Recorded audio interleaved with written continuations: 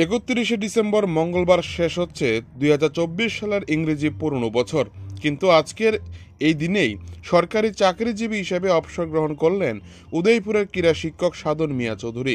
এদিন স্পোর্টস কমপ্লেক্সের অডিটোরিয়ামে সহকর্মীরা এক বিদায় সংবর্ধনা অনুষ্ঠানের আয়োজন করে সহকর্মীরা সাধন বাবুর হাতে মানপত্র, ফুলের তোড়া এবং উত্তরীয় দিয়ে আজ কর্মজীবনের বিদায় সংবর্ধনা পালন করে। সংক্ষিপ্ত অনুষ্ঠানের মধ্য দিয়ে এদিন এই সংবর্ধনা দেওয়া হয়।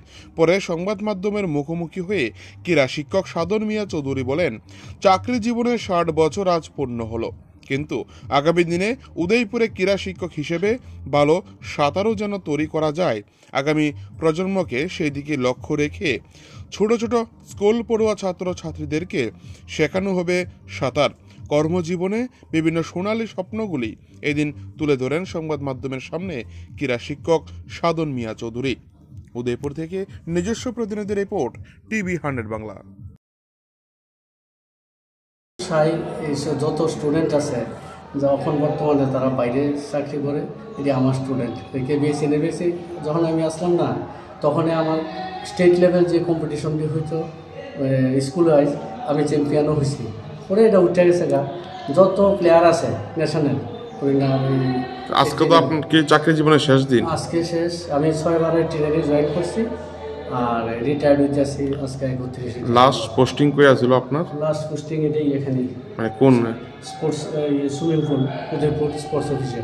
আচ্ছা, কেমন লাগতেছে আজকে বছরটা শেষ এবং চাকরিও শেষ জীবনের? এখন আমার এই মনোকিতা কীভাবে সুইমিং ডেভেলপ, আরও প্লেয়ার তো এখন তো মাঝখান থেকে ইয়া হয়ে ছিল, এখন কীভাবে ডেভেলপ করা যায়, নতুন প্লেয়ার তৈরি করা যায়। তো আমি নতুন প্লেয়ার করার জগন্নাথ দিকে দেখো।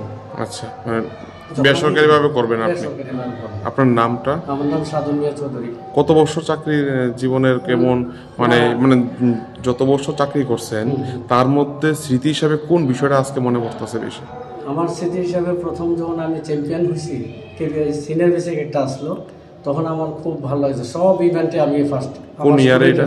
ইয়ারটা এটা 92-95। তখন অ্যাভেলেবেল স্টুডেন্ট আসলো বাইরে, তারা ন্যাশনাল করতো আর কি। 12 জন সিলেক্ট, 7 জনই আমার ওই স্কুল কেবি থেকে হয়তো আর কি। আগামী এখন তো আমি নতুন করে আবার স্টার্ট করবো, চেষ্টা করব ভালোভাবে যাতে তৈরি করতে পারি নতুন প্লেয়ার। এখন তো মোটামুটি একটু ভাটা পড়ে আছে, তো আমি চাইতেছি এটাতে আবার নতুন করে কীভাবে আরও ভালো করণ যায়, মানে ডেভেলপ কীভাবে করা যায় উদয়পুরে, একটু সেই আশাটা আপনার? আমি আশা করতে আছি আমি তুলতে পারবো।